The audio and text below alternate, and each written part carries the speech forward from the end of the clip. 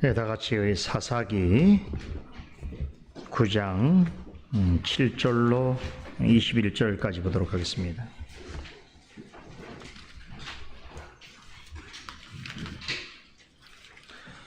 사사기 9장 7절에서 21절 말씀까지 교독하도록 하겠습니다. 제가 먼저 여러분들 한 절 이렇게 교독합니다. 7절부터 읽겠습니다. 혹이 요담에게 그 일을 고하매 요담이 그리심 산 꼭대기로 가서 서서 소리를 높이 외쳐 그들에게 이르되 세겜 사람들아 나를 들으라. 그리하여야 하나님이 너희를 들으시리라.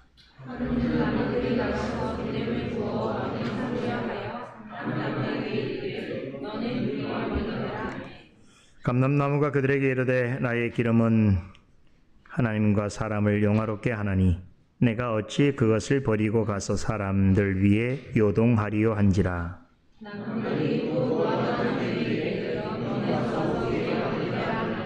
무화과 나무가 그들에게 이르되 나의 단 것 나의 아름다운 실과를 내가 어찌 버리고 가서 나무들 위에 요동하리요 한지라.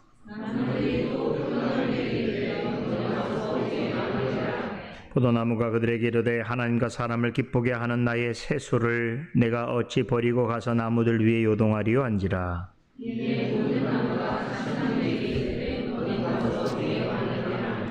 가시나무가 나무들에게 이르되 너희가 참으로 내게 기름을 부어 너희 왕을 삼겠거든 와서 내 그늘에 피하라. 그리하지 아니하면 불이 가시나무에서 나와서 레바논의 백항목을 사를 것이니라 하였느니라.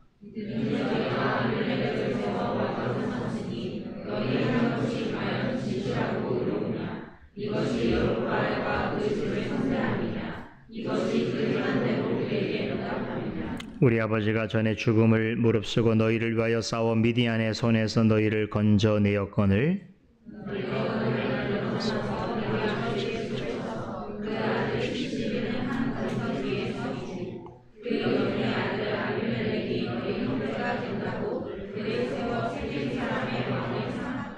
만일 너희가 오늘날 여룻바알과 그 집을 대접한 것이 진실과 의로움이면 너희가 아비멜렉을 인하여 즐길 것이요 아비멜렉도 너희를 인하여 즐기려니와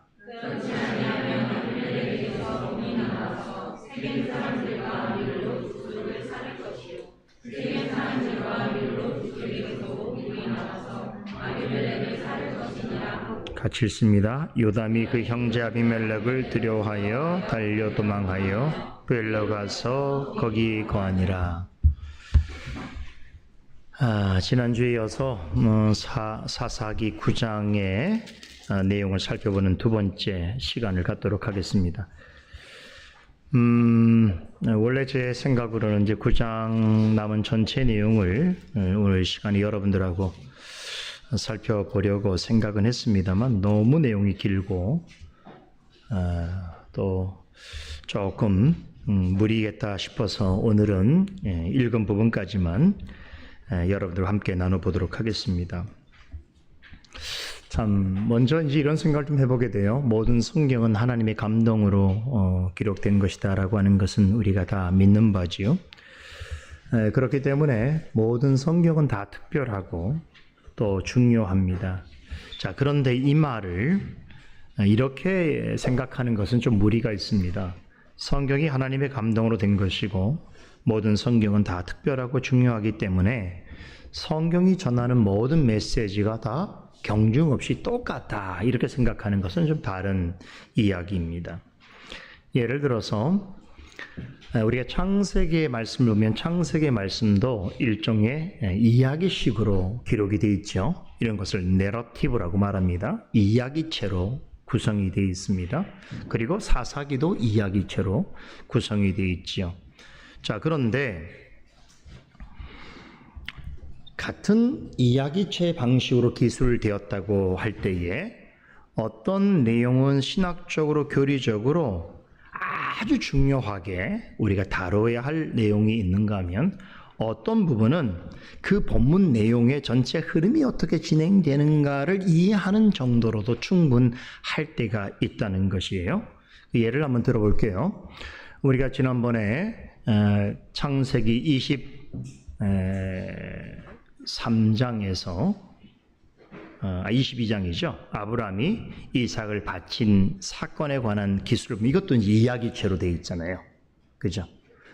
근데 이 사건에 대해서 제가 여러분들 설명드릴 때에 이 사건은 사실은 구약과 신약 전체를 관통하는 매우 중요한 의미가 있다라고 말씀드려서 아브라함 관점에서 설명을 드리고 또 이 내용 자체가 말하는 신학적 교리적인 부분도 별도로 제가 설명을 드렸단 말이에요. 자, 그런데 이제 9장에 와서 보게 되면 지난번 8장도 그렇고 사사기로 와서 보면 지난번 8장도 9장도 그렇고 이런 부분은 내러티브지만 아브라함이 이삭을 제물로 바치는 그 내러티브하고는 조금 다릅니다. 다시 말씀드려서 성경으로 기록된 내용이지만 하나님의 말씀이지만 창세기 22장에 이삭을 제물로 바치는 이야기처럼 성경 전체 내용을 다 포괄하는 어떤 진리의 내용을 핵심적으로 담고 있다기보다는 이 시대의 형편이 어떠한가를 우리에게 증거하고 있고 우리는 이 내용에서 이런 하나님의 교훈이 있구나라고 하는 정도를 파악하는 것으로도 충분하다는 것이, 이것이 바로 성경이 모든 성경 하나님의 감동으로 된 것이고 다 특별하고 중요하지만 메시지에 있어서의 경중에 모두가 똑같다는 건 아니란 말이에요. 그래서 중요하게 여겨지는 말씀은 또 우리가 굉장히 깊이 있게 이렇게 말씀을 분석하고 또 해석하기도 해야 되겠지만 어떤 말씀들은 여러분들이 쑥 지나가듯이 하면서 이런 일들이 있었고 이런 과정 속에서 우리가 배워야 할 교훈이 어떤 것이구나라고 하는 정도를 이해하는 것만으로도 충분한 내용들이 있는데 오늘 우리가 살펴볼 이야기가 이 후자에 관한 그런 부분이라고 생각해 볼 수 있겠습니다. 자, 그런데 이 사사기 9장의 내용은 매우 길죠. 9장 57절까지 57개의 구절로 이루어져 있는데 이 내용은 우리가 이삭을 번제로 드린 이야기처럼 깊은 부분까지 우리가 들어가서 이것이 구약과 신약에 있어서 어떤 의미를 지니고 있는가라는 것을 신학적이고 교리적으로 우리가 판별하지 않아도 괜찮을 정도의 말씀이다. 전체 내용을 숙지하고 그것이 전하는 교훈을 얻고 이해하는 것으로도 충분하다고 볼 수 있겠습니다. 자, 지난주에 오늘의 내용의 배경이 되는 이야기를 제가 전해드렸는데 아주 간단하게 요약하면 이렇죠.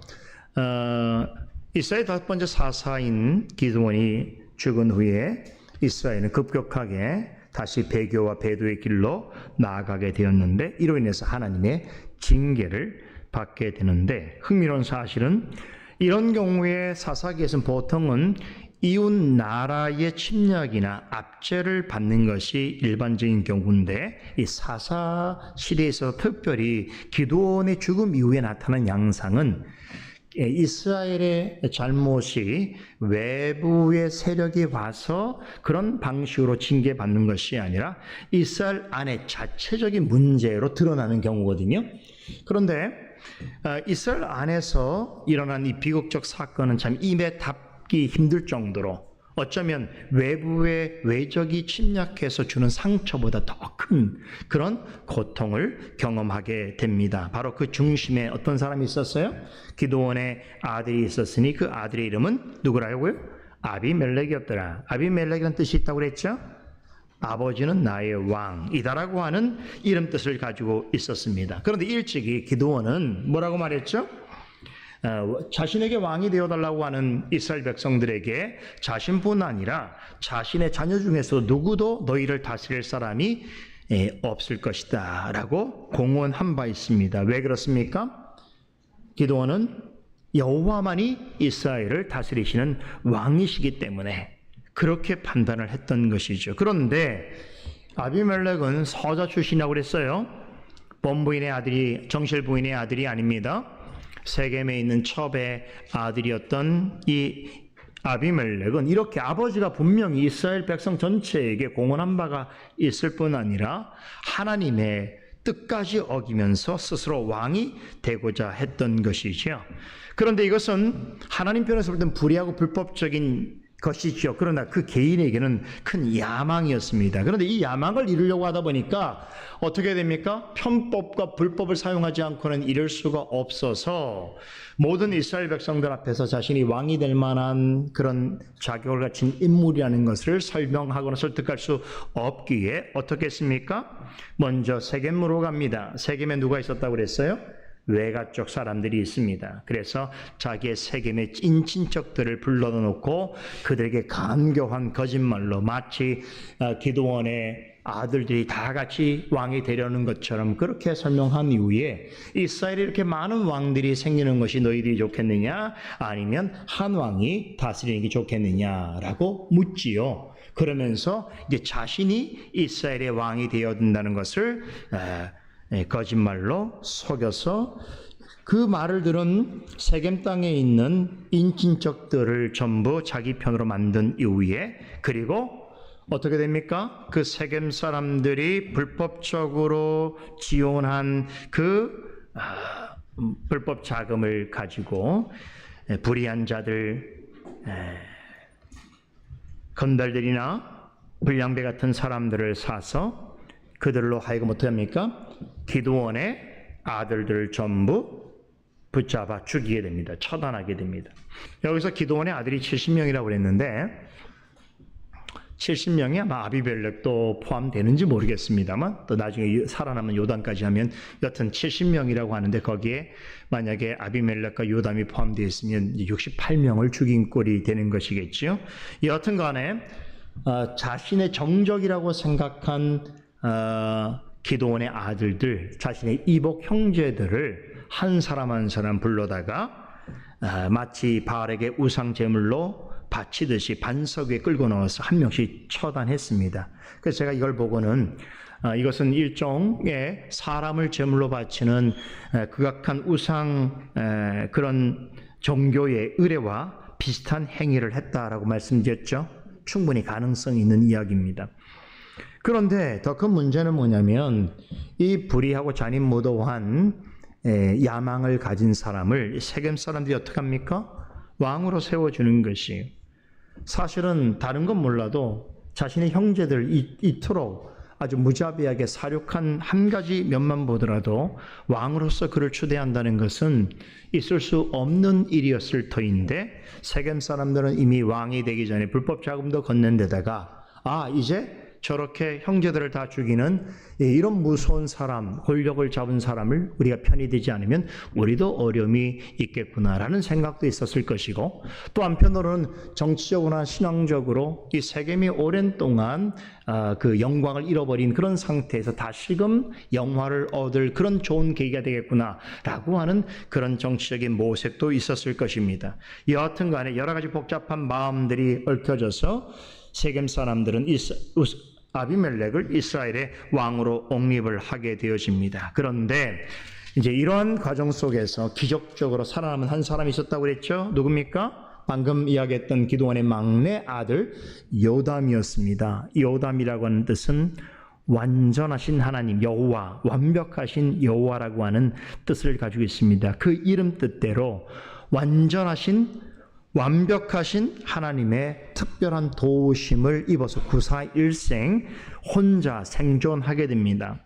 그런데 아비멜렉은 막내 동생 요담이 생존했다는 것을 알지 못했습니다. 알았다고 하더라도 별일 아니라고 생각했겠지요. 왜 그렇습니까? 가장 어리고 또 미숙하고 못난 막내가 혼자 살아남았다고 하더라도 지금 이 권력을 잡은 자신을 감히 대항할 수 있겠는가 생각했을 때는 아마 그 일은 별일이 아니라고 생각을 했겠지요. 그러나 하나님은 특별한 섭리를 가지고 계셨습니다. 자, 아비멜렉은 이제 왕이 되고자 하는 야망을 이룬 것을 기뻐하면서 드디어 자기 본색을 드러내게 되는데 자신과 성정이 닮은 악한 자들과 함께 폭정을 행합니다. 자, 이에 있어서 세겜 사람들과 또 나머지 이스라엘 백성은 이토록 불의한 자가 왕위에 오르는 것을 돕거나 방관했습니다. 여러분, 이 결과는 참으로 참혹했습니다. 기드온이 죽은 이후에 얼마 되지 않아서 이스라엘은 정말 깊은 암울한 어둠 속으로 빠져들게 되어지는데, 아비멜렉은 누가 보더라도 인간적으로도 왕이 되어서는 안 될 자였습니다. 내가 왕이 될 상인가? 아닙니다. 이렇게 말할 수 있는 사람이었죠. 그런데 그는 지도자가 되기에는 너무나 사적인 감정에 휘둘려 있었고, 또 그에게 있어서는 나라의 지도자가 되기에는 진실함과 정의를 이룰 수 있는 면모가 하나도 찾아볼 수 없었습니다. 도리어 그는 하나님을 향한 적개심이 상당했을 뿐만 아니라 자신의 형제와 백성들을 향한 분노심에 불타던 자였습니다. 그런 자가 왕이 된다는 것은 백성들에게도 사실은 고통이고 비극인 것이죠. 그럼에도 세겜 사람들과 이스라엘 백성은 그를 왕으로 옹립하게 되었죠. 그로 인해서 이스라엘은 이제 아주 깊은 어둠 속으로 빠져들게 되면서 그들이 겪어야 될 참담한 고통과 괴로움은 자신들의 몫이 되었습니다. 자업자득이. 지도자가 될 만한 자질도 없고 인품과 실력도 검증되지 않은 자를, 더군다나 형제들을 잔인하게 몰살하는 방식으로 불의하게 권력을 찬탈한 자를 왕으로 세우고 떠받드는 일에 동조하거나 방관한 것에 대한 당연한 대가였던 것이지요. 오늘날 여론 중심 혹은 선거 중심의 사회에서도 이와 같은 일은 전 충분히 일어날 수 있다고 생각합니다. 백성들이, 국민들이 올바른 분별을 가지고 또 올바른 판단력을 가지고 올바른 국가 역사의식을 가지고 바른 지도자를 뽑는다면 모르겠지만, 그러지 못할 경우에 권력을 가진 자들이 얼마나 백성들에게, 국민들에게 큰 고통을 줄 수 있는가라고 하는 것은 오늘 역사 속에서도 계속적으로 반복되는 것이죠. 그래서 국민이 어리석으면 어리석은 군주를 뽑게 되어 있습니다. 그러면 그 고통은 자신들의 몫이 되는 것이죠. 그죠? 그래서 교육이 중요한 거예요. 국가 교육이 되게 중요한 거예요. 역사를 제대로 공부해야 되고 또 바른 국민의식을 가질 수 있도록 하는 일들이 되게 중요합니다. 제가 보기에는 우리 한국 사회는 이 부분에서 지금 커다란 결여가 있습니다. 이 역사적인 어떤 어려움을 극복해 갈 수 있는 사람들은 진실한 신앙과 참된 하나님의 양심을 가지고 있는 코람데오로 사는 그리스도인밖에 없다고 저는 생각합니다. 왜냐하면 참된 그리스도인은 그리스도 외에는 그 어떤 자도 영원한 군주나 영원한 왕으로 섬기지 않기 때문인 것이. 그래서 그리스도인이 중요한 거예요. 근데 그리스도인이 잘못되면, 편향된 의식을 가지면 불의와 협력하거나 이렇게 되면 어떻게 됩니까? 역사는 깊은 암울한 어둠 속으로 빠져들어가게 되는 것이지요. 자, 그런데 이런 모든 상황을 하나님께서는 불꽃 같은 눈동자로 지켜보고 계셨습니다. 하나님께서는 이 역사, 인간 아비멜렉 홀로 만든 것이 아니라 세겜 사람들과 이스라엘 백성들 전체가 공모하거나 혹은 방감하여 만들어진 이 어둠의 역사의 현실 속에서 조금의 빛도 찾을 수 없고 나아갈 방향도 생각할 수 없는 지경에서 하나님께서는 이 역사를 새롭게 하시고 이 역사 속에서 하나님의 정하신 뜻을 드러내시고 하나님의 백성들을 징계하시고 돌이키게 하실 하나님의 계획을 가지고 계셨던 것입니다. 그 일을 위해서 특별한 섭리로 한 사람을 보존하십니다. 그 사람이 기드온의 막내 아들 요담이었습니다. 요담은 말씀드린 것처럼 기드온의 막내 아들이고 매우 어리고 연약한 사람이었습니다. 그런데 하나님께서는 그를 통하여 공의로우신 하나님의 뜻을 전하시고 악한 자들이 행하는 일에 대하여 하나님의 심판을 전하셨습니다. 자, 이 일이 이미 이전에 있었죠. 기드온에게 하셨던 것처럼 요담에게 일을 하십니다. 그런데 기드온의 역사에서도 아무도 기드온을 주목한 사람이 없었어요. 기드온 같은 자가 어떻게 이스라엘의 사사가 된단 말인가 라고 생각했죠. 그는 므낫세 지파 중에서도 이름 없는 가문 중에서도 가장 나약한 사람이었어요. 어떻게 그런 사람이 이스라엘의 사사가 된단 말입니까? 그러니까 므낫세 지파보다 늘 자신들이 정통이라고 생각했던 에브라임 지파 사람들은 므낫세 지파에서 사사가 나왔을 뿐만 아니라 이 사사가 자신들이 생각하기에는 너무나 낙후하고 보잘것없는 그런 출신이기 때문에 돕지 않으려고 했던 거예요. 나라가 뭐 어떻게든 상관없어요. 그렇죠. 뭐 정파적으로 또 지방색가와 또 여러 가지 뭐 감정들 이런 것들이 다 있어서 하나님이 하시는 일인데도 도우려고 하지 않았던 것이잖아요. 자, 그런데 하나님께서는 아무도 생각하지 못하는 일들을 행하게 되시는데 그런 기도원을 들어서 이스라엘을 미디안의 손에서 건져내셨던 것처럼 자, 모든 기도원의 아들들이 아비멜렉에 의해서 무참히 사륙을 당했지만 기적적으로 살아남은 막내 아들을 통해서 하나님께서는 이 역사를 바로 잡으십니다. 오늘 우리가 그 이야기를 살펴보게 되는데요. 자, 오늘 7절에서 21절까지 내용을 보면 이 본문은 극적으로 살아남은 기드온의 막내 아들 요담이 이제 아주 기막힌 비유를 전합니다. 누구에게 전하냐면 바로 세겜 사람들을 향해서. 다시 말해 세겜 사람들이 어떤 사람들이요? 이 불의한 아비멜렉을 왕으로 옹이하도록 돕고 지원하고 세운 사람들이란 말이에요. 그죠? 이 세겜 사람들을 향하여서 아비멜렉과 악한 자들을 향하여 하나님께서 어떤 판단을 하고 계시는가, 그 심판이 어떻게 이루어질 것인지를 예고하는 내용의 설교를 전달하는데, 그런데 이게 비유였단 말이에요. 말씀드린 대로 요담은 기드온 집안에서 가장 작은 자였습니다. 그러나 작지만 대단히 지혜롭고 현명한 사람이었던 것 같아요. 참 이걸 보면은 생각나는 인물이 있는데 그 영국의 할리 8세 에드워드 6세라고 하는 아들이죠. 그 위로는 메리 1세, 엘리자베스 1세가 있었잖아요. 엄마들이 다 다르죠. 다 이복 남매들인데 사실 헨리 8세가 이제 로마 자신의 개인적인 결혼사 캐덜이라고 하는 자신의 형수하고 형수는 재혼이고 자신은 첫 결혼이지만 결혼을 하려고 했을 때에 그것을 반대한 로마 교황청에 맞서서 우린 더 이상 로마 교회의 지배를 받지 않겠다. 영국의 왕은 로마 캐톨릭의 머리는 교황이라면 영국 교황은 영국 교회의 수장은 바로 나다. 와, 국왕이다. 이게 수장령이에요. 자, 이것을 선포하게 되면서 대륙에 있는 로마 캐톨릭과 단절을 합니다. 그래서 영국 국교회가 만들어지게 되는데, 자, 그런데 이 헨리 8세는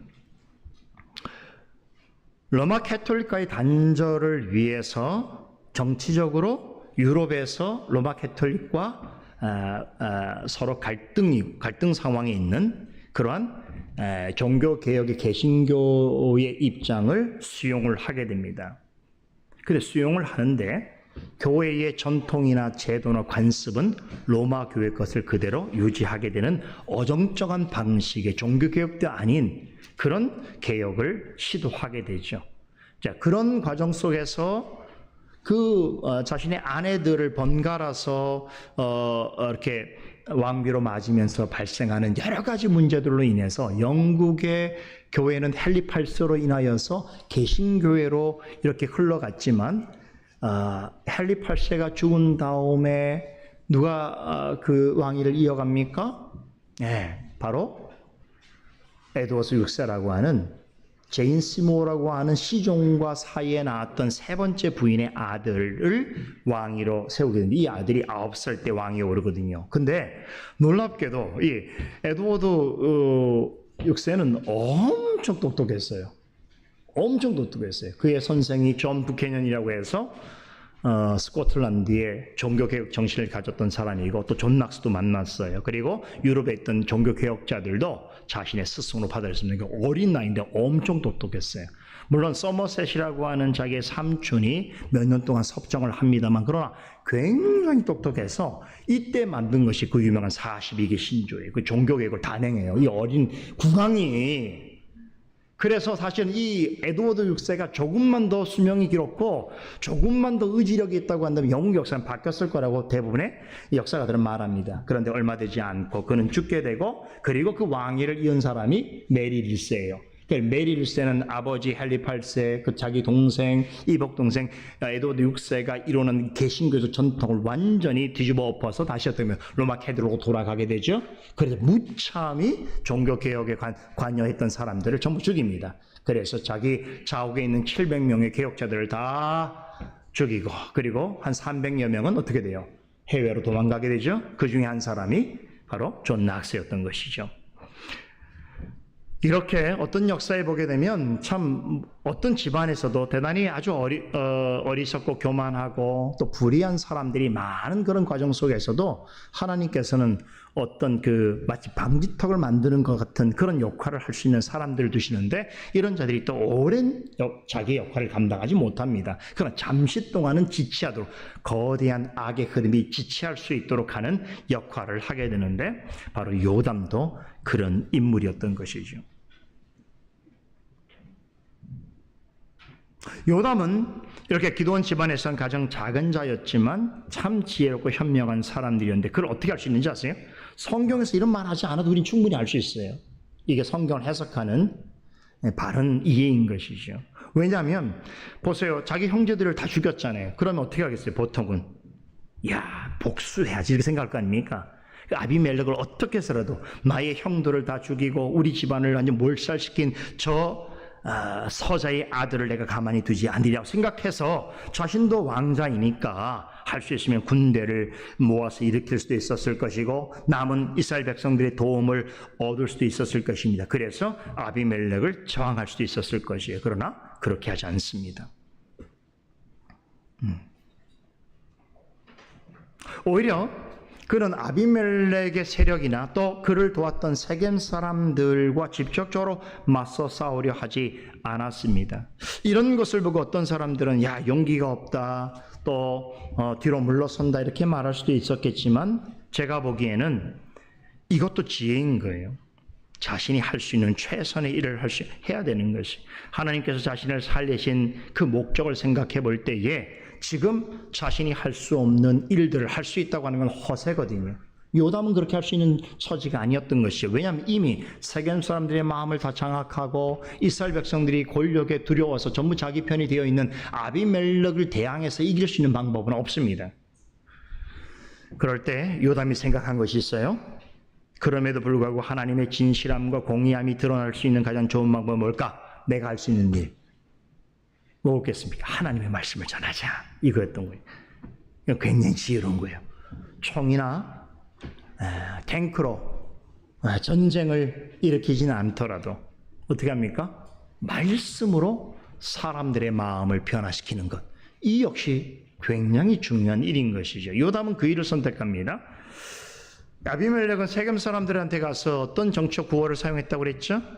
우리가 남이가 여러분과 내가 남입니까? 우리 어머니가 세겜에서 태어나지 않았습니까? 제가 세겜에서 자라지 않았습니까? 그럼 우리는 같은 혈연이고 같은 사람들입니다. 이런 주장을 했지요. 그렇기 때문에 나와 같은 사람을 이스라엘 왕으로 세운다면 여러분도 좋은 일이 아니겠습니까? 라고 주장했던 것이지요.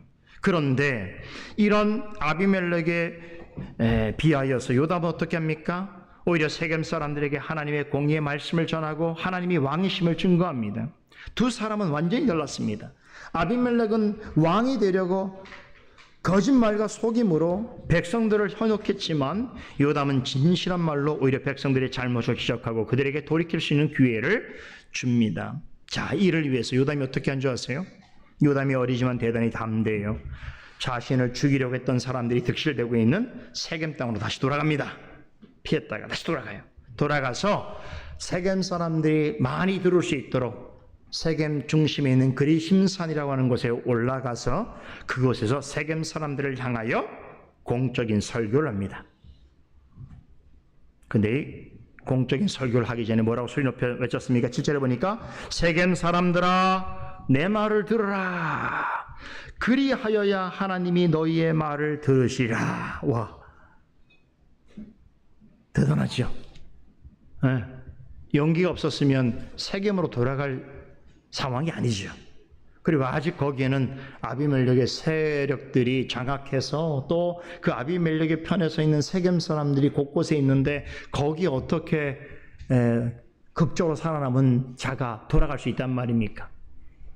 그러나 그곳에 돌아갔어요. 그리고 그 세겜 사람들을 향하여서 이제 하나님의 말씀을 전하는데 참 요담이 얼마나 지혜로운가 하면 직접적으로 어떤 언사를 하지 않습니다. 대신 비유로 하나님의 뜻을 전합니다. 참 재밌는 장면이에요. 자, 숲속의 나무들의 비유를 합니다. 나무들이 어느 날 모여서 자기네 왕을 뽑으려고 했다는 것입니다. 왕을 기름 부으려고 했다는 것이에요. 여기서 왕을 기름 붓다라고 하는 것이 굉장히 중요한 표현인데 뭐냐면 이 기름 붓다는 우리가 모두 알고 있는 것처럼 하나님께서 하나님의 택한 자, 구약시대에는 왕, 선자, 제사장만이 기름 부음을 받았단 말이에요. 그런데 이 나무들이 모여서 우리가 어떤 나무를 기름 부어서 그 나무가 우리의 왕이 되게 하자라고 하는 건 뭐예요? 하나님께서 그 사람을 세우는 방식이 아니라 사람들이 모여서 인간이 인간을 위한 인간의 지도자를 세우겠다는 거나 똑같은 뜻이란 말이에요. 비유지만 나무들이 그렇게 했습니다.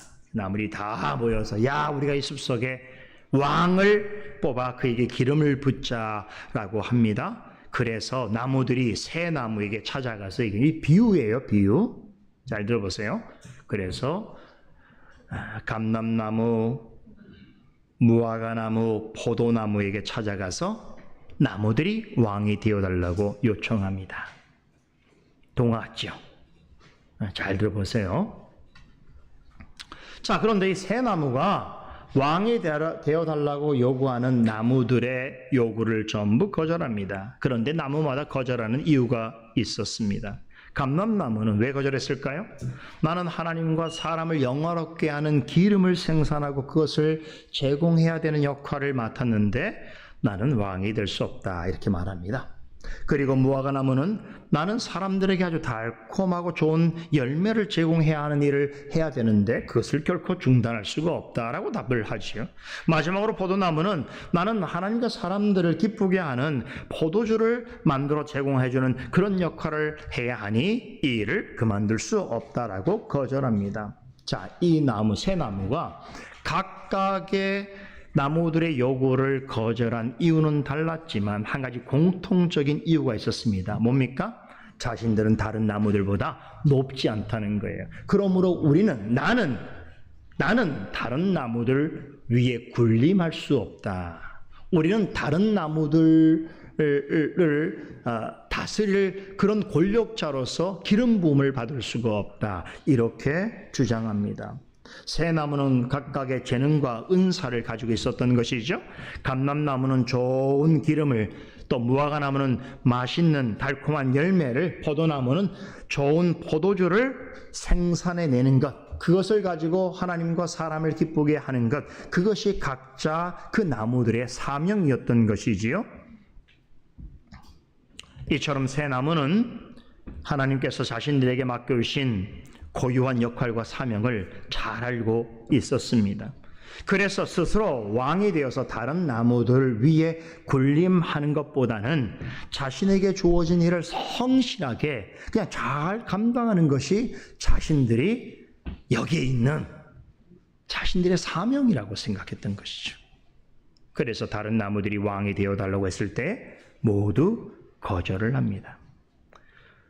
여러분, 왜 하나님께서 나무를 종류대로 다양하게 만드셨을까요? 참 그런 생각 안 하십니까? 뭐 숲속에 가거나 여러분 식물원 같은 데 가면 어떻게 식물들이 이렇게 다양하게 다 제각각 특징을, 고유한 특징을 가지고 있다는 거 놀랍지 않습니까? 정말 놀라워요. 정말 하나님이란 분? 창조주시죠. 그런데 창조주신 하나님은 어떻게 그렇게 아이디어가 많으신지, 어떻게 그렇게 대단한 디자이너신지, 정말 모든 것들이 다른데 모든 것들이 이뻐요. 각각의 다 다른 고유한 특징을 가지고 있는데 그 자체로 가면 멀리서 봐도 이쁘지만 가까이 가면 갈수록 참 신비롭다는 생각을 많이 하지 않습니까? 이 작은 꽃들 한번 가까이 가서 한번 보세요. 이제 가을 되면 가을에 꽃들 많이 피지 않습니까? 그럼 계절이 바뀌잖아요. 아름다워지잖아요. 좀 가까이 다가가서 그런 거 보셔요. 보시면서 감탄 좀 해보세요. 통장에 돈 들어오는 거 감탄하지 말고 그런 자연을 보면서 하나님의 손길을 좀 느껴보시란 말이에요. 얼마나 좋은 계절입니까? 기대되지 않습니까? 그래, 나무를 보면 그렇단 말이에요. 각각의 감람나무, 무화과나무, 포도나무가 다 나무지만 너무 다르잖아요. 근데 만드는 것도 다르고 모양도 다르고 역할도 다 다른 거예요. 왜 하나님께서 성경 보면 창세기에 그 1장에 뭐라 종류대로 만드셨어요. 하나님은 각각의 종류대로. 기가 막힌 일이죠. 다 달라요. 각자에게 맡겨진 고유한 기능과 사명이 있다는 것이죠. 그것들을 자신들이 잘 행하게 될 때에 그 자체로 하나님을 영화롭게 하는 것이고 사람에게 유익하게 된다는 것이. 그래서 여러분 식물들이 다 그렇잖아요. 식물들이 각각의 자기에게 주어진 역할을 잘 하는 것, 그 자체로 그들은 하나님께 영광을 돌리고 있는 거란 말이에요. 그렇죠? 식물 중에서 뭐 해로운 게 어디 있습니까? 다 보면 식물은 다 그 고유하게 사람에게 얼마나 좋은 것들을 제공해 줍니까? 여러분, 요담이 이 비유에서 말하고 있는 나무는 무엇을 의미하는 것이겠습니까? 하나님이 창조하신 사람을 가리킵니다. 이렇게 이 나무들이 다 다르듯이 이 모든 사람은 다 다르지요. 그런데 존재하는 목적은 동일합니다. 왜 그렇습니까? 나무들이 다 각각의 고유한 특징이 있고 역할이 다르지만 그들이 그 숲속에 있어야 될 이유가 뭐라고요? 자기 역할을 감당해야 될 이유가 뭐라고요? 하나님을 영화롭게 하고 사람에게 유익을 주게 하는 것인데 이게 우리 사람의 일이란 말이에요. 하나님 형상대로 지음받은 사람은 각각의 다 일은 다르고 직업도 다르고 생김새도 다르고 감정과 기질도 다르지만 존재하는 목적은 같다는 말이죠. 하나님을 영화롭게 하고 자신에게 주어진 삶의 역할과 사명을 감당할 때 다른 이도 이롭게 하는 거예요. 진정한 의미에서 홍익인간은 기독교 신앙 아니겠어요? 그렇잖아요? 홍익인간. 진정한 의미에서는 사람을 이롭게 하는 것은 기독교 신앙밖에 없습니다. 왜냐하면 하나님의 형상이라고 하는 개념을 우리는 탑재하고 있기 때문에 잊어버릴 수가 없기 때문에 다른 어떤 대상도 내가 하나님의 형상으로 지음받았다고 하면 다른 사람도 하나님의 형상으로 지음받은 것에 대해서 우리는 인정해야 되기 때문에 그렇잖아요. 인간을 얼마나 귀하게 여기고 다른 사람을 이롭게 하는 삶에 대해서 우리 그리스도인만큼 깊이 있게 생각할 수 있는 그런 사람은 없다는 것이죠.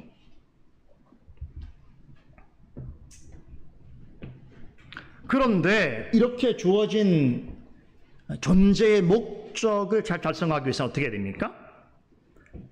왕이신 하나님을 인정하고 그분의 뜻에 따라서 순종해야 하는 것이, 다른 사람이 왜 강제로 군림하려고 하거나 자신이 스스로 왕이 되려고 해서는 안 된다는 거예요. 그게 이 숲속의 새 나무가 잘 보여주고 있는 것이. 우리 사람도 마찬가지입니다. 사람도 각자에게 주어진 일을 잘 감당해 가는 것, 성실하고 진실하게 행하는 것, 그게 하나님을 영화롭게 하는 것이지 꼭 다른 사람 위에 막 머리에 올라가고 권세를 잡고 막 누구를 사람을 부리고 하는 그런 일이 권세를 얻는 것은 아닌 것이죠. 자, 그런데 이렇게 하나님 앞에서 자신들이 해야 될 역할과 사명을 잘 알고 있던 새 나무는 왕이 되어달라고 하는 숲속의 나무들의 요청에 대해서 거절했지만, 그런데 이 요청을 선뜻 받아들인 한 나무가 있었습니다. 어떤 나무예요? 가시나무입니다. 가시나무는 사실 감람나무, 무화과나무, 포도나무에 비한다면 하나도 이유를 게 없어요. 하나님께 영광 돌릴 수도 없고 또 사람을 이롭게 할 수도 없어요. 왜 그렇습니까?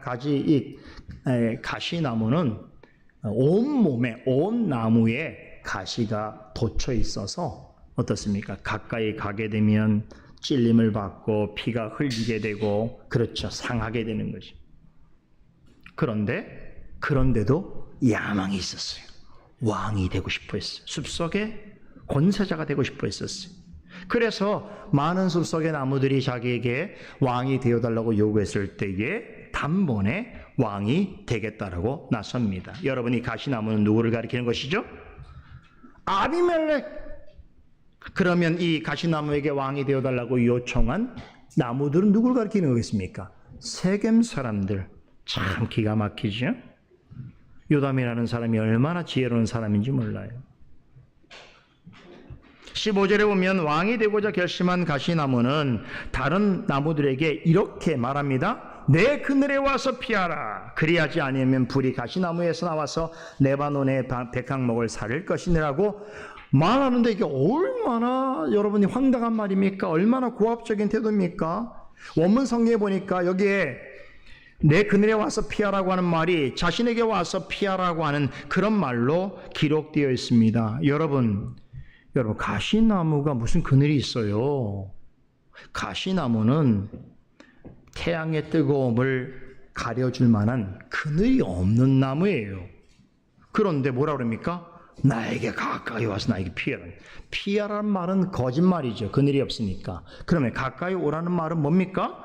가까이 다가면 다갈수록 이 가시나무에게는 찔릴 수밖에 없는 것이죠. 상처가 날 수밖에 없는 것이죠. 그런데도 가시나무는 다른 나무들에게 자신의 가까이 오라고 명령합니다. 왕이 되자마자 이렇게 사람들에게 명령하고 권세를 부리려 합니다. 그러면서 만약에 자신의 명을 따르지 않으면 어떻게 하겠다고요? 그 좋은 레바논의 백향목 같은 나무도 홀라당 불태워버리겠다는 거예요. 어떻게 해요?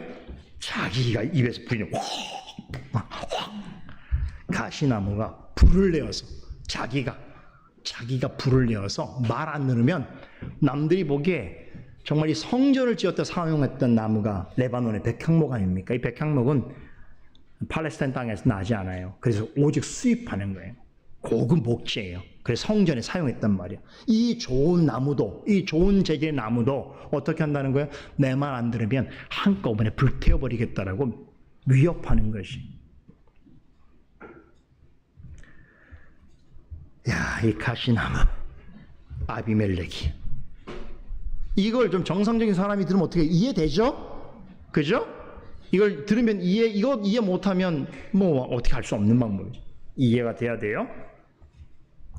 가시나무는 잎도 없고 그늘도 없고 열매도 없습니다. 쉽게 말하면 아무짝에도 쓸모가 없어서 가시나무는 그냥 보이는 대로 베어서 불에 던져서 태울 수밖에 없는 나무죠.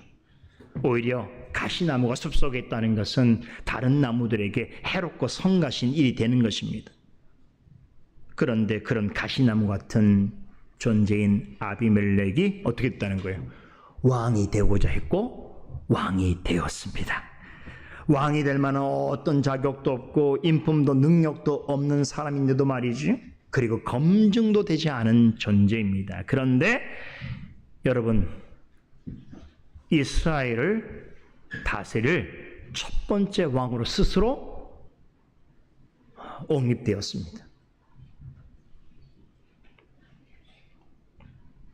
그런데 이 일을 아비멜렉 혼자 했나요? 이 일을 가능하게 한 사람들이 있잖아요. 바로 어리석은 그 숲속의 나무들처럼 세겜 사람들이 이 일을 도왔습니다. 아비멜렉은 자신의 야망을 위해서는 어떤 비열하고도 잔인한 일도 서슴지 않을 사람입니다. 그런데 세겜 사람들은 이런 대먹지 않은 인간을 자신들을 다스리는 왕으로 세우게 됐던 것인데, 그 결과는 자업자득이라고 했죠. 결국 이스라엘은 이로 인해서 대단히 큰 불행과 참혹함을 경험하게 됩니다. 가시나무에 가까이 다가가는 사람마다 찔리고 피가 나는 것처럼 어떻게 됩니까? 이스라엘 백성들이 이 아비멜렉으로 인해서 피투성이가 되는 전쟁과 죽음의 역사가 이스라엘에 계속해서 일어납니다. 그리고 자신의 말을 듣지 않으면 그 고급진 백향목 나무도 불태워 버리겠다라고 하는 그런 호언장담한 것처럼 아비멜렉은 자신의 마음에 들지 않는 사람은 전부 처단해 버렸어요. 이런 무서운 일들이 지속적으로 일어나게 되었다는 것을 요담이 비유를 통해서 전하고 있습니다. 참 비유 정확하죠. 이 비유는 사실 비유이지만 이 비유는 아비멜렉을 왕으로 세운 세겜 사람들 그리고 이 일에 암묵적으로 동조하거나 침묵한 이스라엘 백성들 그들이 처한 위태롭고 비극적인 상황 그리고 그 일로 인해서 앞으로 다가오게 될 무서운 일들에 대해서 아주 정확하게 전하여 주고 있습니다. 세겜 사람들은 요담이 전하는 비유에 담긴 하나님의 뜻을 이해했을까요? 못했을까요? 정확하게 이해했다고 말할 수는 없지만 그러나 그의 비유적 설교가 어리석은 세겜 사람들의 마음을 한순간에 흔들어 놓았습니다. 가시나무 비유까지 비유를 마친 요담은 세겜 사람들이 그 비유에 마음이 흔들린다는 것을 보고 그들을 향하여서 그들의 어리석고 비열한 행실을 책망하기 시작합니다. 16절을 보면 이제 너희가 아비멜렉을 세워 왕을 삼았으니 이제 그 의미를 해석해 주죠. 너희 행한 것이 과연 진실하고 의로우냐? 이것이 여룹바알과 그 집을 선대함이냐? 이것이 그 행한 대로 그에게 보답함이냐? 라며 그들이 행한 악행에 대하여 단도직입적으로 물었습니다. 세겜 사람들이 아비멜렉을 왕으로 옹립한 것은 그들의 관점에서 본다면 다 이유가 있는 짓이었습니다. 사람마다 다 이유가 있어요. 이유 없는 사람들이 없지요. 내가 그런 사람을 왕으로 돕고 세우고 하는 일을 다 이유가 있는 일이죠. 자기들 편에서는. 그러나 중요한 것은 뭐냐면 하나님 보시기에 그 일이 어떠한가를 판단해야 되는데 오늘 요담은 뭐라고 말합니까? 너희들이 아비멜렉을 왕으로 세웠는데 너희들이 행한 일이 과연 하나님 앞에서 진실하고 의로운가라고 묻습니다. 하나님이 보시는 관점, 즉 하나님의 진실함과 의로움이라고 하는 관점에서 볼 때는 너희들이 아무리 이유 있는 행위를 했다고 하더라도 그것은 잘못된 것이다라고 질책하고 있는 것입니다. 만약에 세겜 사람들이 왕을 세움에 있어서 조금이라도 아비멜렉은 기괴한 인간이에요. 아비멜렉은 원래부터 비열한 인간이고 아비멜렉은 원래 왕이 되어서 안 되는 사람이었단 말이에요. 그런데 그럼에도 불구하고 그가 거짓말로 잔깨로 사람들을 속여서 이렇게 왕이 되려고 했을 때에 이 세겜 사람들이 그 혈연 관계에 치우치지 아니하고 인간적인 어떤 생각을 하지 아니하고 하나님 편에서 조금이라도 진실하고 의롭게 생각하고 판단했더라면 어떻게 되었을까라는 것이죠. 여러분 이걸 어떻게 판단하는 줄 아십니까? 나중에 이렇게 말할 수 있을 거예요. 세겜 사람들이 너희들이 왜 아비멜렉 같은 사람을 왕으로 뽑았느냐고 하면 우리 그때 몰랐는데요. 그때 그냥 우리한테 와서 우리 잘해주겠다고 그랬고 세겜을 다시 부흥할 수 있도록 그렇게 해주겠다고 했고 우리한테 잘한다고 그랬고 이스라엘도 잘 다스린다고 말했거든요. 이렇게 말할 수 있잖아요. 그런데 그 말이 거짓말이라는 것을 어떻게 알 수 있는 줄 아세요? 오늘 요담이 말합니다. 만일에 아비멜렉이 진실함과 의로움이 있었다고 한다면 어떤 결과가 있었을까요? 미디안의 손에서 이스라엘을 건져낸 그 사사 기드온과 그의 가족들에 대해서 이렇게 행했겠느냐고 묻는 거예요. 조금이라도 하나님 앞에서 그가 의롭고 진실함을 가지고 있다고 한다면 설령 정책 입장이 다르고 생각이 다르다고 할지라도 우리 모두를 미디안의 손에서 건져낸 그 사사 기드온과 그 아버지잖아요. 그의 형제들에 대해서 그렇게 극악한 행동을 할 수 있었겠느냐라고 반문하는 것입니다.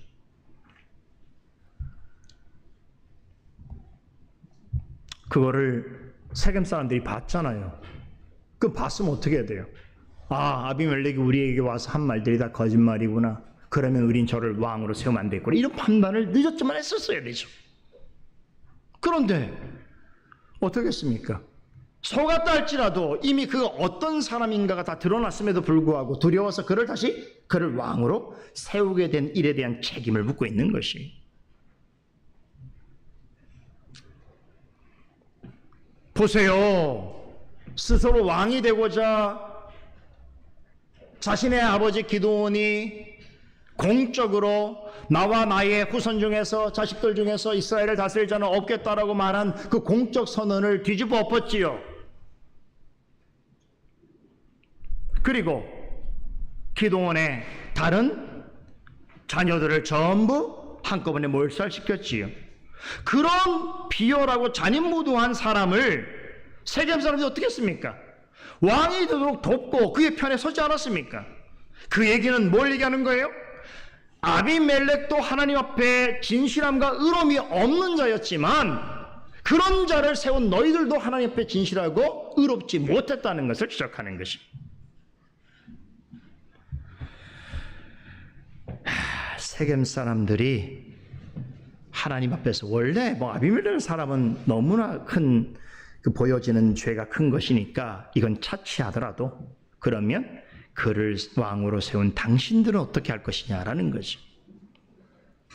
그런 자를 왕으로 세워서 지금까지 섬기고 있는 당신들은 하나님 앞에서 조금의 신의도 정의도 완전히 상실해버렸다는 것입니다.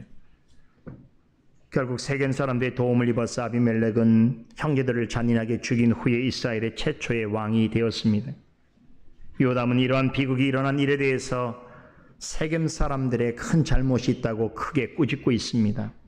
아비멜렉과 혈연과 지연으로 맺어진 특수한 관계에 있다라고 하는 매우 현실적이고 세속적인 이유를 내세워서 하나님의 부신 선을 악으로 갚는 이 파렴치한 그런 배신을 하지 않았습니까?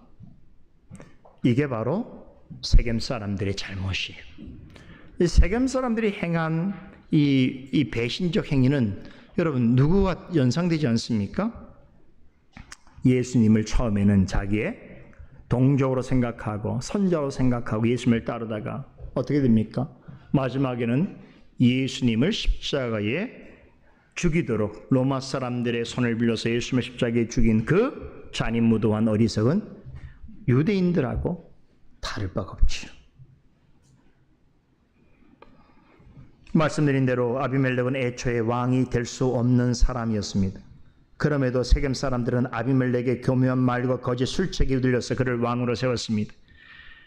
그들의 지지 속에서 아비멜렉은 이스라엘 역사상 가장 잔혹한 학살을 저지릅니다. 같은 아버지의 밑에서 나고 자란 형제 70여 명을 잔인무도하게 모조리 죽인 예는 성경 어디에도 찾아볼 수 없습니다. 형제를 이렇게 많이 한꺼번에 죽인 사람 없어요. 이렇게 해서 왕좌에 오른 아비멜렉은 실제로 왕처럼 군림합니다. 세겜 사람들은 한동안 그를 왕으로 모십니다. 하지만 오늘 요담이 전한 비유에 보면 요담은 아비멜렉을 언급할 때 한 번도 왕이라고 언급하지 않습니다. 이게 되게 중요해요. 지금 세겜 사람들은 그를 왕으로 옹립했고 그를 왕으로 부르고 그를 왕으로 인정하고 있지만 요담은 오늘 이 비유 설교에서 그에 관한 이야기를 하면서도 한 번도 그를 왕이라고 부르지 않고 대신에 여종의 아들이라고 부릅니다. 여종의 아들이 무슨 뜻인지 아세요? 될 수 없는 자가 왕이 되었다는 거예요. 첩의 아들이 왕이 되었다는 거예요. 하나님의 주권과 섭리를 벗어난 일이라는 것이 하나님의 진실함과 의로움을 완전히 파괴하고 왕좌에 오른 사람이라는 거예요. 그러므로 그는 왕이라 불림을 받을 수 없다는 거예요. 그 요담이 그를 가리켜서는 왕이라고 부르지 않아요. 그래서 스스로는 자신이 왕이요. 세겜 사람들에게서 이스라엘의 첫 번째 왕일지 모르지만 하나님이 영감으로 기록한 성경 역사에서는 그는 왕이 아닙니다. 이스라엘의 첫 번째 왕으로 인정받지 못해요. 그죠? 누가 이 첫 번째 왕이에요? 사울이잖아요. 그도 연약한 자지만 하나님께서 그를 세우게 하셨잖아요. 인정하셨잖아요. 그래서 그가 첫 번째 왕이 된 것이지, 아비멜렉은 하나님의 역사 속에서 왕일 수 없는, 왕으로 인정받지 못하는 자칭 세겜 사람들을 통하여 타칭 왕인 사람이었습니다. 그런데 요담은 그를 왕후라고 부르지 않습니다. 왜 그렇습니까? 왕이 될 수 없는 자가 거짓과 폭력으로 왕자에 오른 것도 문제이고, 그런 자를 한 성읍의 지도자감도 되지 않는 자를 왕이 되도록 도움을 주고 왕으로까지 추대한 세겜 사람들도 뭘 잃어버렸다고요? 하나님 앞에서 진실함과 의로움을 완전히 상실해버렸다는 것이죠. 오늘 이 사사기 9장의 이 기사는 오늘날 우리 시대를 너무나 저는 정확하게 반영해 주고 있다고 생각합니다. 오늘 우리 한국교회가 과연 하나님의 진실하심과 공의로우심을 정직하게 잘 드러내고 있는가? 이와 무관하게 어떤 특정한 정치 이념, 세속적인 사상과 일치하기만 하면 어떻게 해요? 그게 옳은지 그른지를 생각하지 않고 무조건 두둔하고 도대체 교회인지 정치 집단인지 구분이 안 되는 그런 막무가내 행동을 합니다. 큰 교회들이, 작은 교회들까지 이런데 줄줄이 나서고 있어요. 그래서 오전에도 말씀드렸지만, 여러분, 우리나라 역사에, 한국 기독교사에 기독교가 통일교와 신천지 같은 집단과 동일한 종교 집단으로 사회적으로 취급받은 적이 있습니까? 비극이 비극. 정상적인 신앙을 가지고 있는 사람들에게 있어서 통일교와 신천지는 이단 중에 이단이. 그래서 모든 교단이, 거의 모든 교단이 다 이단으로 규정하고 있어요. 그런데 그런 집단하고 기독교가 지금 동일한 종교적 범죄단체처럼 취급을 받고 있단 말이에요. 어떻게 생각드세요? 여러분, 통일교와 신천지 같은 데서 하나님의 진실과 공의를 볼 수 있을까요? 없잖아요. 그런데 기독교가 그렇게 지금 보여지고 있단 말이에요. 그런 이유가 뭐겠습니까?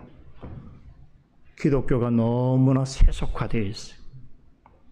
너무나 극단적이에요. 너무나 특정한 정치적 이념에 빠져 있어요. 이것은 우파든 좌파든 마찬가지입니다. 교회는 그러면 안 돼요. 왜 그런지 아세요? 세상의 정치가들은 뭐 우파냐 좌파냐, 그것보다 더 중요한 것은 교회와 신자들이 이렇게 어리숙하고 지혜롭지 못한 그런 행동을 아주 교묘하게 이용합니다. 자신의 권력을 찬탈하고 유지하고 하는데 사용합니다. 그런데 하나님의 진실과 공의를 드러내야 될 교회와 신성도들이 그런데 도구가 되어지면 되겠습니까? 이번에 총회를 하는데 이게 이슈예요. 지금 심각합니다. 심각해요. 우리와 같은 지금 입장에 있는 신학이 있다고 하는 이 고신교단은 지금 난리가 났어요. 정말 심각한 상태가 우리에게 도래해 있습니다. 그죠? 하나님의 진실함과 공의로움 앞에서 판단해야 될 일들을 교회 안에서도 목사님들이 정파에 따라서, 이념에 따라서, 정치적 자신 입장에 따라서 편을 나눠서 서로 싸우고 있단 말이에요. 이게 되는 이야기입니까? 만약에 저에게 이런 상황이 오면 아주 곤란해요. 왜 그런 줄 아세요? 이 말을 해야 되거든요. 이 말을 하면 어려워지겠지요. 그런데 여러분, 교회는 세상의 이념과 사상에 종속된 집단이 아니지 않습니까? 우리는 세상을 향해서 하나님의 진실함과 공의로움을 드러내야 될 영적인 기관이잖아요. 그런 사명을 맡았잖아요. 비록 개인적인 생각이 다를지라도, 성도 간의 정책 입장이 다를지라도, 이념에 대한 생각이 좀 다를지라도, 적어도 그리스도의 이름으로, 교회의 이름으로 하는 일에는 하나님의 진실함과 공의로움이 드러나야 되지 않겠습니까? 왜 목사의 개인적인 사적인 정치적 이념과 자신의 뜻이 하나님의 진실하심과 공의로움보다 앞설 수 있습니까? 있을 수가 없는 일이죠. 그런데 지금 우리 한국교회가 그렇게 가고 있어요.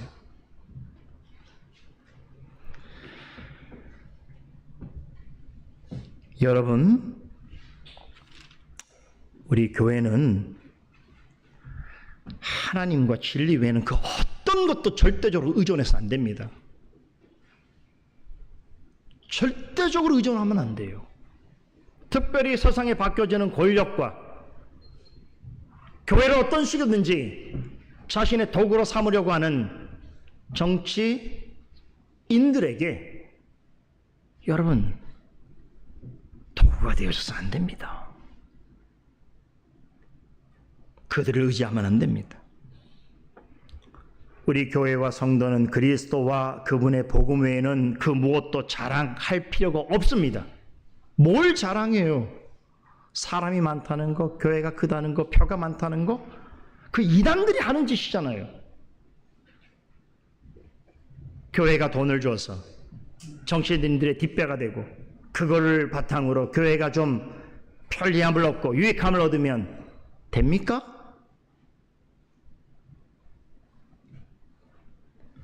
우리가 자랑할 것은 정부도 정치인도 권력도 아니에요. 그냥 그리스도와 십자가예요. 그게 교회가 끝까지 붙잡고 자랑해야 될 일이에요. 좀 오해받고 핍박받고 무시받으면 어떻습니까? 주님도 그렇게 하셨는데, 조금 기독교가 다른 종교보다 그런 대접 못 받고 또 그런 여러 가지 좋은 혜택을 받지 못하면 좀 어떻습니까? 그렇지 않아요? 꼭 누구 위에 군림해야 되나요? 다른 종교보다 꼭 좋은 혜택을 받아야만 되나요? 하나님의 진실과 공의를 잃어버린 교회와 신자는 더 이상 세상의 빛과 소금이 될 수 없습니다. 오늘 우리는 이 사실을 역사적으로 너무 명백하게 보고 있어요. 하나님의 진실과 공의 대신에 세상 정치와 이념을 추구하고 집착하는 교회와 신자는 결국에는 어떻게 되는 줄 아십니까? 짠맛을 잃어버린 소금처럼 됩니다. 어디에도 쓸데없는 대상으로 전락이 되어서 사람들로부터, 세상으로부터도 버림을 받게 될 거예요. 사람들은 이제 그런 교회, 그런 사람들의 말을 듣지 않습니다. 왜냐하면 소금이 제맛을 잃어버렸으니까. 쓸데가 없는 거예요. 세상 편에서, 사람들 편에서 교회가 편이 되어주는 집단이 아니에요. 교회는 그런 것이 아니에요. 거룩한 일을 하는 곳이잖아요.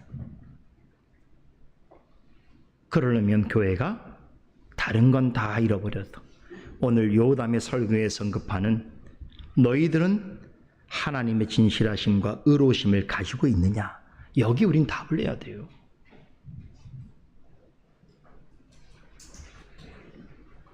그래서 총회를 가는 마음이 부담이 큽니다. 아주. 제가 못 돌아오면 못 보는지 아세요?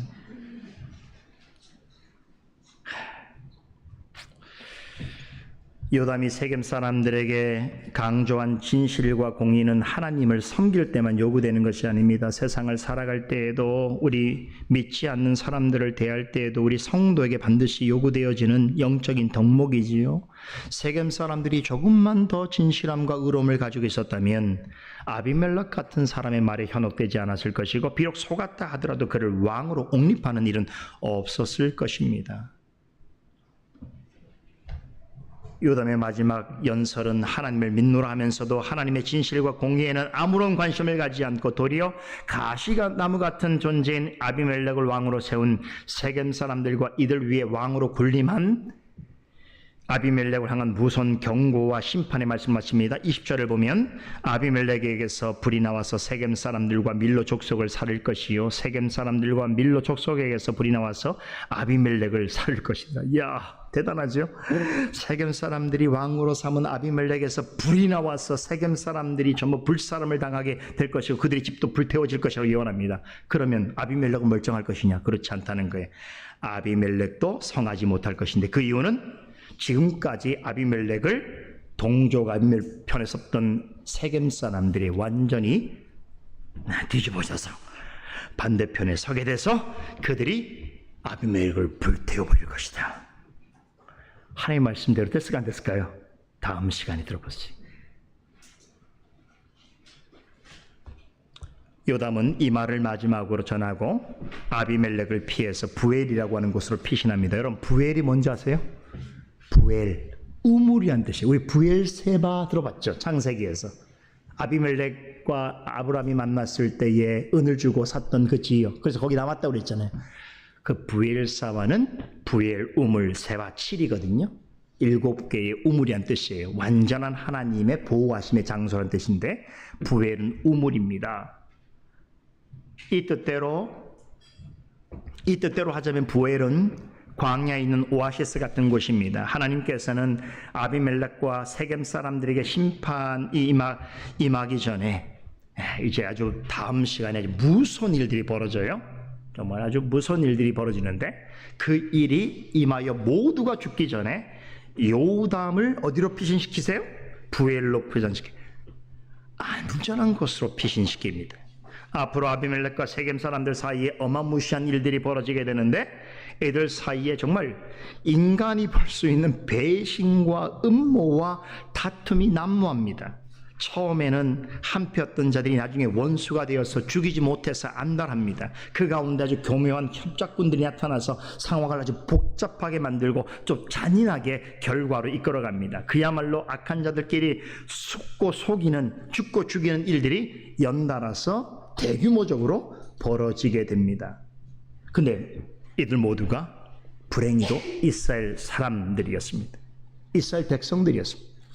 하지만 이들은 하나님을 진실로 경외하지 않았습니다. 하나님의 진실과 공의를 완전히 상실한 상태에 있었습니다. 이것이 기드온이 죽은 이후에 이스라엘의 상태였어요. 진실함과 공의로움을 완전히 상실한 상태였습니다. 그래서 이제 이후부터 살펴보게 될 사사기 9장의 남은 부분은 이와 같은 자들이 어떻게 하나님의 심판을 받을 만한 일들을 행하는지, 또 이들을 향해서 하나님의 진실하고 공의로우신 심판이 어떤 방식으로 임하는지를 보여주게 되는데, 이 같은 하나님의 심판이 이스라엘에 임하기 전에 하나님께서 요담을 부엘로 옮기십니다. 우물가로 그를 보호하십니다. 요담은 기드온 집에서 가장 작은 자였습니다. 하지만 말씀드린 대로 하나님의 기적적인 간섭하심과 도우심으로 아비멜렉의 칼날에서 살아남았습니다.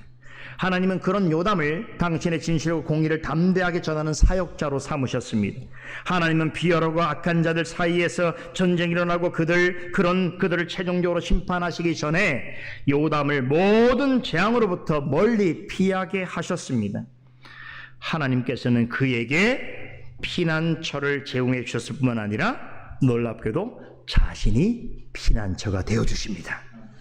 이러한 요담의 모습은 마지막 날까지 진실함과 공의함으로 공의로움으로 살아가는 주의 백성들이 이 땅에서 어떤 환난과 어떤 어려운 일이 있을지라도 끝까지 하나님께서 보호하시고 인도하시고 살리시는 은혜를 입는 자의 모습인 것입니다. 솔리데오 글로리아 교회에 속해 있는 모든 성도님도 이렇게 요담처럼 어떤 상황에서도 하나님 앞에 진실함과 의로움을 잊지 않고 우리에게 주어진 일들을 잘 감당하며 교회로서는 하나님의 진리된 말씀을 증거하고 그것을 통하여 성도들을 돌이키고 가르치고 교회를 든든히 세워가게 될 때에 하나님께서 이를 통하여 영광 받아 주실 줄로 믿습니다. 그런 성도와 교회 모습으로 나아가십시다. 기도하겠습니다. 하나님 은혜를 감사합니다. 참으로 오래전에 있었던 일들을 성경을 통하여 대하게 되지만 이런 모든 일들은 모든 역사 속에서 우리 인간이 살아가는 현실 속에서 날마다 우리가 목격되어지고 또 벌어지고 있는 일상 같은 일들입니다. 그래서 하나님 앞에 서 있는 인간의 부패함과 그 부패함의 보편성이 어떠한지를 저희들은 핑계할 수 없을 정도로 날마다 경험하고 있습니다. 그럼에도 불구하고 하나님께서 이 말씀을 통하여 우리에게 과거로부터 지금까지 어떤 길에 서야 되며 또 어떤 길이 하나님께서 원하시는 일인지를 명백하게 가르쳐 주심으로 우리의 갈 바를 알게 되어집니다. 하나님, 오늘도 사사이 같은 그런 시대가 영적으로 진행되어지고 있습니다. 그러나 하나님께서는 언제나 하나님 편에서의 신실함과 진실됨과 공의로움을 편에 서 있는 자들을 통하여 하나님의 일들을 이루어 가시는 줄 믿습니다. 솔리데오 글로리아 교회와 교회에 속해 있는 성도들이 그런 하나님 편에서 하나님의 일들을 이루어 가는데 쓰임받는 귀한 자들이 교회가 되게 하여 주시옵소서. 감사드리며 예수 그리스도 이름으로 기도드리옵나이다. 아멘.